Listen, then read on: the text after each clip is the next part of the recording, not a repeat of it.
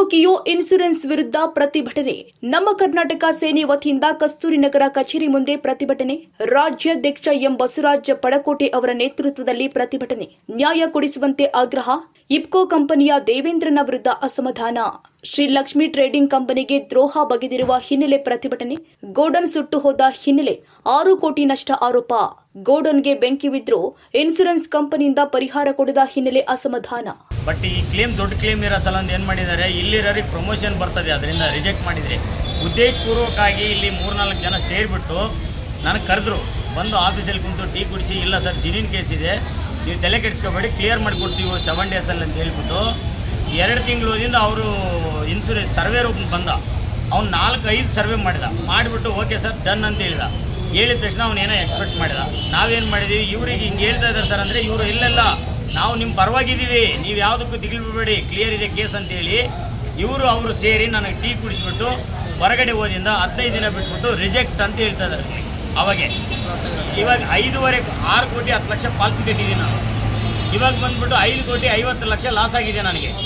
ಇವಾಗ ನಮ್ಮ ಒಂದೇ ಉದ್ದೇಶ ಅವ್ರದ್ದು, ಎಲ್ಲರೂ ಸೇರಿಬಿಟ್ಟು ಮೋಸ ಮಾಡ್ಬೇಕು ನಮ್ಮನ್ನು. ನಮ್ಮ ತಮ್ಮಗೂ ಕೂಡ 60ರಿಂದ 70 ಲಕ್ಷ ಖರ್ಚು ಮಾಡಿದ್ದೀವಿ. ಆ ಖರ್ಚು ಮಾಡಿದ ಡೆತ್ ಆಗಿ ತಕ್ಷಣವೇ ನಾವು ಹೇಳಿದ್ದೀವಿ, ಅಯ್ಯೋ ಅಂತ ಹೇಳ್ಬಿಟ್ಟು ಕರೆಸಿ ನಮ್ಮನ್ನು ನೈಸ್ ಮಾಡಿಸ್ಬಿಟ್ಟು, ಇಲ್ಲ ಸರ್ 1 ವಾರದಲ್ಲಿ ಕೊಡ್ತೀವಿ ಅಂತ ಹೇಳ್ಬಿಟ್ಟು ನಮ್ಗೆ ಈ ಥರ ಮೋಸ ಮಾಡಿದ್ದಾರೆ. 26/6/2025ರಿಂದ 10 ತಿಂಗಳಿಂದ ಕೋರ್ಟ್ಗೂ ಹಾಜರಾಗ್ತಾ ಇಲ್ಲ ಇವರು. ಕೋರ್ಟಲ್ಲಿ ಬಂದ್ಬಿಟ್ಟು ನೋಡಿ ಸ್ವಾಮಿ ಅವ್ರಿಗೆ ಕ್ಲಿಯರ್ ಮಾಡಿ ಕೊಡಿ ಅಂದರೆ ಇವರು ಒಬ್ಬರು ಹಾಜರಾಗಕ್ಕೆ ರೆಡಿ ಇಲ್ಲ. ಅವ್ರದ್ದೇ ಆದಂಥ ವಕೀಲರು ಕೇಳಿದ್ರು ಕೂಡ ಅವರು ಬರ್ತಾ ಇಲ್ಲ, ನಾನು ಏನು ಮಾಡಲಿ ಅಂತಾರೆ. ಇಂಥ ಚೀಟಿಂಗ್ ಮಾಡೋಂಗಿತ್ತಂದರೆ ನಾವ್ಯಾಕೆ ಪಾಲಿಸಿ ಕಟ್ಟಬೇಕು ಸ್ವಾಮಿ? ಒಳ್ಳೆ ಬಿಸ್ನೆಸ್ ಇವರಿಗೆ ನಾನು ಸ್ವಂತ ಆಫೀಸ್ ಮಾಡೋಕ್ಕೆ ಡಿಸ್ಟಿಕ್ಗಳಲ್ಲಿ, ನಾನು ಶಾಪುರ ತಾಲೂಕಲ್ಲಿ ನಾನೇ ಆಫೀಸ್ ಮಾಡಿ ಅಂತ ಹೇಳಿ ಒಪ್ಪಿಸಿದ್ದೀವಿ. ಇವ್ರು ನಂಬಿಬಿಟ್ಟು ನನ್ನ ಫ್ರೆಂಡ್ ಇಲ್ಲೇ ಇದ್ದ 60-70 ಗಾಡಿ ಓನರು ರವಿ ಸರ್ ಅಂತ ಇಲ್ಲೊಬ್ರು ಇದ್ದರು. ಅವ್ರು ನೋಡಿಬಿಟ್ಟು ತಿಂಗಳಿಗೆ 2-10-15 ಗಾಡಿ ಕೊಡ್ತಾಯಿದ್ದೀವಿ ನಾವು. ಹತ್ತತ್ರ 14 ವರ್ಷದಿಂದ ಇವ್ರ ಹತ್ರ ಸಂಬಂಧ ಇದೆ. ಒಂದು ಕ್ಲೇಮ್ ಕೊಡೋಕ್ಕೆ ಹಿಂಗೆ ಆಟ.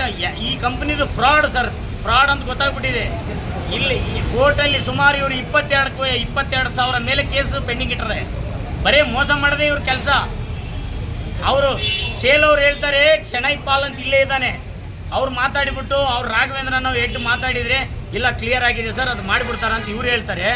ಅವರಿದ್ರೆ ನೀವ್ಯಾಕೆ ಬರ್ತೀರಿ ಕ್ಲೇಮಲ್ಲಿ ಅಂದ್ಬಿಟ್ಟು ಅವರಿಗೆ ದಬ್ಬಾಳಿಕೆ ಮಾಡ್ತಾರೆ ಇವರು ಕಳ್ಳರು, ಇದರಲ್ಲಿರೋರು ಕ್ಲೇಮಲ್ಲಿರೋರು.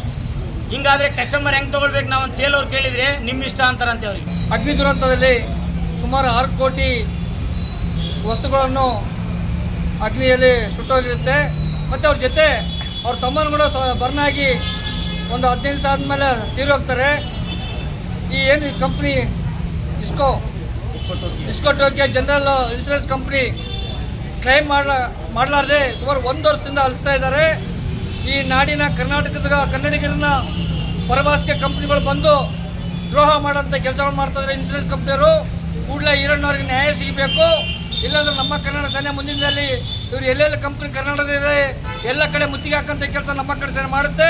ಕೂಡಲೇ ಅವ್ರದ್ದು ಏನು ನಷ್ಟ ಆಗಿದೆ ಕೂಡಲೇ ಕಂಪ್ನಿ ಕಟ್ಕೊಡ್ಬೇಕಂತೇಳಿ ನಮ್ಮ ಮನವಿ. ಇಲ್ಲಾಂದ್ರೆ 1 ವಾರ ಗಡುವು ಕೊಡ್ತೀವಿ. ಇನ್ಸೂರೆನ್ಸ್ ಏನು ಕ್ಲೇಮ್ ಮಾಡಲಂದರೆ ನಾವೆಲ್ಲ ಕಡೆ ಮುತ್ತಿಗೆ ಹಾಕಿ ನುಗ್ಗಂಥ ಕೆಲಸ ಮಾಡೇ ಮಾಡ್ತೀವಿ.